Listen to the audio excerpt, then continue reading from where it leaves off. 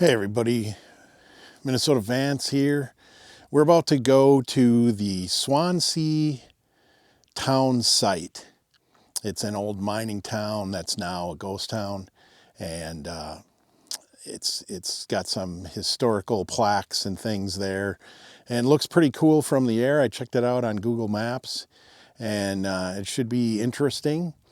So far, the road in here has been a unmaintained blacktop road. It's supposed to turn to dirt here shortly, and I'll try to get as much footage as I can on the way in, and then of course I'll show you the town site once we get there.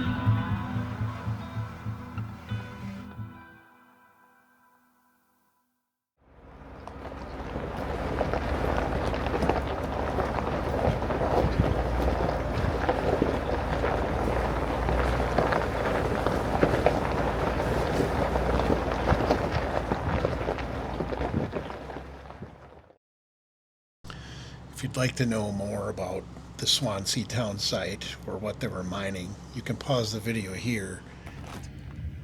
Well, this place is pretty cool. There's foundations and half buildings, and there's even an old car over here, old truck. Lots of tailings all over the place, rusty metal. They've done a cool job here and cordoned off these buildings so that it's semi-safe. And they also put little placards on the on each foundation so you can tell what is what.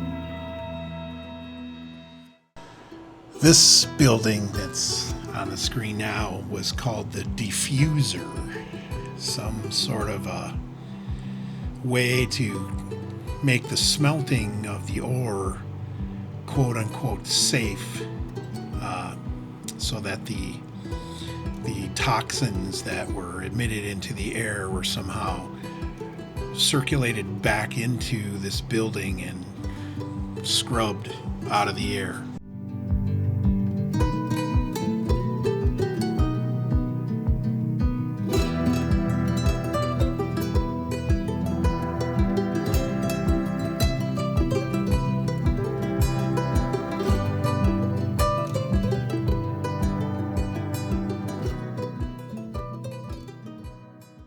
I drove to Camp Bouse after visiting Swansea, but my footage was crap, or I forgot to hit record, so I didn't get much. There wasn't a lot to see.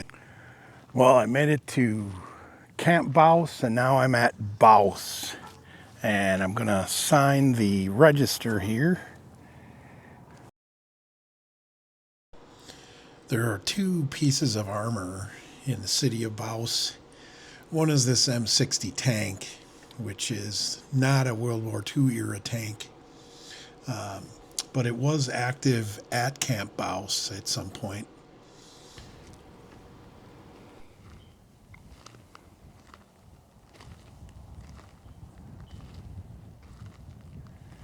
Now I've seen these tanks with big searchlights on the front, which is what they were doing at Camp Bouse.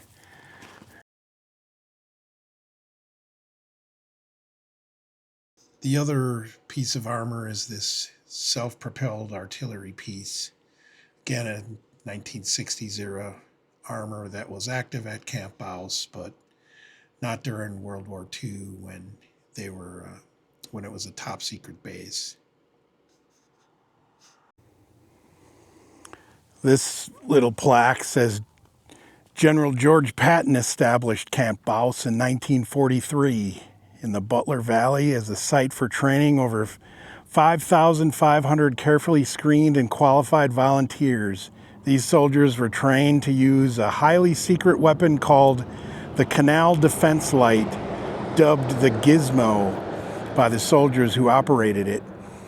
The CDL was a 13 million candlewatt searchlight mounted on specialized tanks for the purpose of illuminating the area at night to dazzle the enemy with its flickering light. Troop trains brought the highly trained soldiers to their equipment from Fort Knox under heavy guard in October of 1943. Some people might be wondering what the heck took me so long to start filming and post videos. Well, last year, while I was visiting my brother in upstate New York, I was diagnosed with cancer, and I needed to have surgery, but surgery didn't happen until the fall. So I had to focus on getting ready for the surgery, having surgery, and then recovering from the surgery.